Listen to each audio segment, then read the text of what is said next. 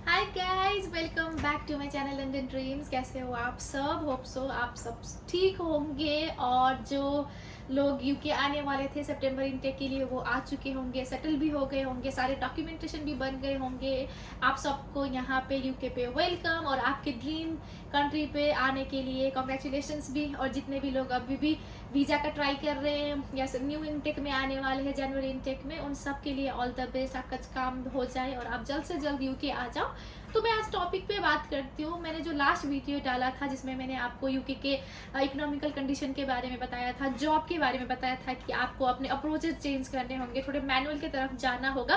तो वहाँ से मुझे कुछ ऐसे रिस्पॉन्सेज आए हैं जिनमें लोगों ने मुझे पूछा कि आप एनएचएस में जॉब करते हैं, हम हेल्थ केयर इंडस्ट्री से बिलोंग करते हैं, कोई फिजियोथेरापिस्ट था, कोई रेडियोग्राफी था, तो बहुत कोई किसी ने नर्सिंग किया हुआ था ऑलरेडी। तो वो इंक्वायरी कर रहे थे कि एनएचएस में कैसे होता है, कहाँ से हमें जॉब मिलेगा, तो उसके बारे में बताइए। और ऑल्सो मेरा प्रोफाइल रिक्रूटमेंट में ही है, तो वो मुझे टिप्स एंड ट्रिक्स भी मांग रहे थे। कोई चार्टर्ड अकाउंटेंट थे, फाइनेंस में जाना चाहते थे, तो वो भी पूछ रहे थे। तो उसके बारे में मैं आपको बता देती हूँ। देखो, इस रिलेटेड मैंने एक बार पहले ही वीडियो बनाया था, बट फिर से वीडियो बना देती हूँ और बहुत शॉर्ट फॉर्म में बता देती हूँ कि आपको कहाँ पे फोकस करना चाहिए। ठीक है, तो पहले जो कन्फ्यूजन होता है उन लोगों को ये होता है कि एनएचएस का एक्चुअल जॉब लिंक कौन सा है, क्योंकि एनएचएस के एडवर्टाइजमेंट बहुत जगह पे आते हैं, बट लोगों को जॉब का एक्चुअल लिंक के बारे में पता नहीं होता है। तो मैं लिंक इस वीडियो के डिस्क्रिप्शन में दे दूंगी, तो वहाँ से जाके आप चेक कर लीजिएगा। और आपको मैं सबसे पहले बता देती हूँ सैलरी बैंड के बारे में, जो सबको कंसर्न होता है कि पैसे कितना मिलेंगे। ठीक है, तो यूके में एनएचएस जो है वो पब्लिक ऑर्गेनाइजेशन है, आपको पता है, सरकार ही इसको रन करती है। और जितने भी इन्होंने प्रोफाइल रखा है वो बैंडिंग बेसिस पे रखा है, चाहे आप हेल्थ केयर मतलब क्लिनिकल साइड से हो या नॉन क्लिनिकल। तो जब मैंने कहा कि क्लिनिकल और नॉन क्लिनिकल बैकग्राउंड, तो क्लिनिकल वो हो गए जिनका मेडिकल सर्विसेज पे है, और नॉन क्लिनिकल वो हो गए जितने भी एचआर, एडमिन, रिक्रूटमेंट और फ्रंट लाइन जो ऑपरेशन होता है, जहाँ पे आपकी डे टू डे हेल्पर की रिक्वायरमेंट होती है, वो दूसरा साइड हो गया। ठीक है, तो वो बैंडिंग पे होता है। बैंड सेकंड से स्टार्ट होती है और बैंड 9 तक जाता है रेंज, और जितने सीनियर लेवल आप होगा उतना ज़्यादा बैंड आपका बढ़ता रहेगा, और सबकी सैलरी सेम रहती है। डॉक्टर हूँ करके आपका सैलरी रेंज अलग नहीं होगा, मेरा तो एडमिन है करके सैलरी रेंज अलग नहीं होगा। ठीक है, तो इस तरीके से सैलरी का।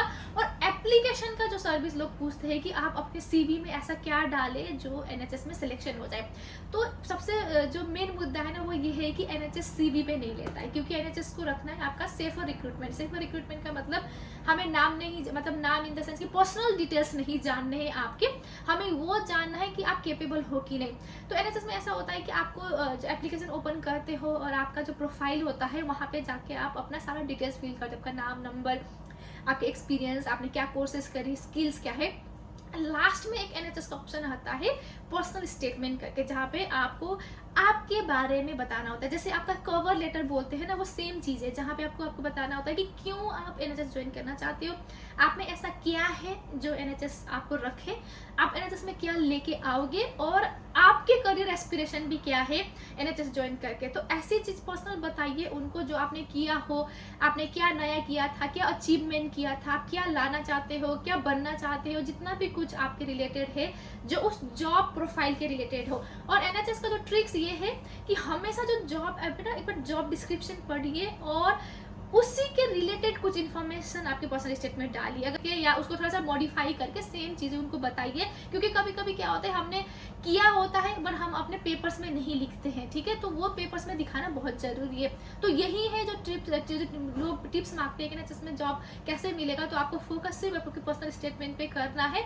और जो दूसरा ये रहता है कि जैसे इंटरव्यू प्रोसेस पूछते हैं कि क्या बहुत डिफिकल्ट इंटरव्यू प्रोसेस होता है, तो इन में ऐसा है कि कोई ऐसा होता है, बहुत जब ज़्यादा एप्लीकेशन आ जाए तो वो 2-3 राउंड भी फॉलो करते हैं। अदरवाइज एनएचएस में एक ही राउंड होता है जिसमें 3-4 लोग पैनल मेंबर बैठ के इंटरव्यू लेते हैं, क्योंकि एनएचएस का अपना ही इंटरव्यू पैटर्न है। वो क्वेश्चंस होते हैं, कॉम्पिटेंसी बेस्ड क्वेश्चन होते हैं, कोई आपके जॉब्स के रिलेटेड बहुत डिफिकल्ट टाइप के सिचुएशन पैदा करते हैं। कभी कभी क्या होता है ना, ऐसे सिनेरियो में ऐसा होता है कि कभी आपका चीज़ें सेट भी हो जाती है, कभी कभी एक राउंड की वजह से काम खराब भी हो जाता है। अगर आपके ने उस टाइम पे उसी जो टाइम ड्यूरेशन पे आपने अच्छा किया तो आप सिलेक्ट, अगर आपने बुरा किया तो ऐसा बिल्कुल नहीं होता कि आपको सेकंड राउंड पे जाके चांस मिलेगा, हाँ भाई एक बार वापस से आगे प्रोसेस कर देते हैं, ऐसा नहीं होता। इसीलिए मैं बोलूँगी एनएचएस के इंटरव्यू प्रोसेस एवरेज है, डिफ़िकल्ट भी नहीं है और ईजी भी नहीं है। अगर आपने प्रैक्टिस किया होता है तो आप क्लियर कर सकते हो। तो बिल्कुल डिफिकल्ट मुझे तो नहीं लगता कि डिफिकल्ट है, ऑल्दो मैंने भी बहुत रिजेक्शन दिए हैं, तो एवरेज है। क्योंकि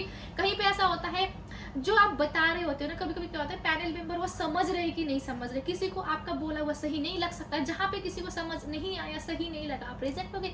जहाँ पे आपकी बातें समझ आ गई, जो वो सुनना चाहते हैं उन्होंने सुन लिया, फिर आप सिलेक्टेड हो गए। तो इस वजह से होता है कभी कभी हालात सिचुएशन पे भी होता है, आपके लक पे भी होता है, और आपके स्किल पे तो है ही है।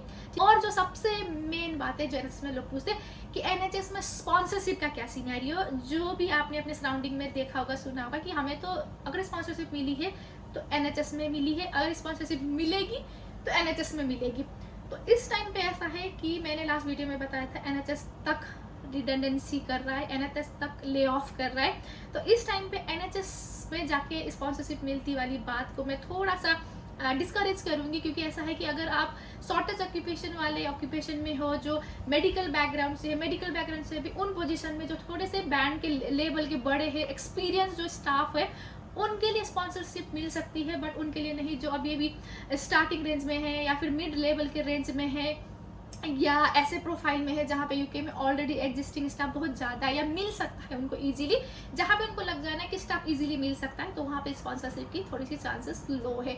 ठीक है, तो एनएचएस ज्वाइन करते ही आपको स्पॉन्सरशिप मिल जाएगी ऐसी बात नहीं है, और तो आपको प्रूव भी करना होता है। अभी इस टाइम पे एनएचएस में ऐसा है कि सारे जितने भी प्रोफाइल है फिक्स टर्म कॉन्ट्रैक्ट पे इसीलिए है क्योंकि ये देखना चाहते हैं कि ये काम आगे रिक्वायरमेंट है कि नहीं। सिर्फ टेम्पररी काम एक रिक्वायरमेंट होती है, और टेम्पररी पोजीशन फिल करने के लिए ज़्यादातर फिक्स टर्म कॉन्ट्रैक्ट ही ओपन होता है। तो इस तरीके से अभी चल रहा है। जो लोग मुझे एनएचएस के बारे में जानना चाहते थे कि एनएचएस में रिक्रूटमेंट से लेकर जॉब का क्या प्रोसेस है, कैसे मिलेगा, क्या हम करें, तो यही मुझे बताना था इस वीडियो में। ठीक है, तो जिन जिन की सवाल थी एनएचएस के रिलेटेड, होप सो मैंने उनको डाउट क्लियर कर दिया हो। बाकी अगर आपको फिर भी लगता है कुछ क्वेश्चन है पूछना है तो इसी वीडियो के कमेंट सेक्शन में पूछ लीजिएगा, मैं रिप्लाई कर दूंगी।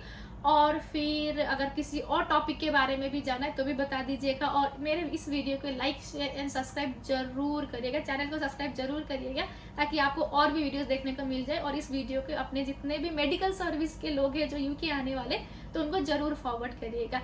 ठीक है, तो फिर अब मिलते हैं फिर न्यू वीडियो में न्यू टॉपिक के साथ। तब तक के लिए सी यू, बाय बाय।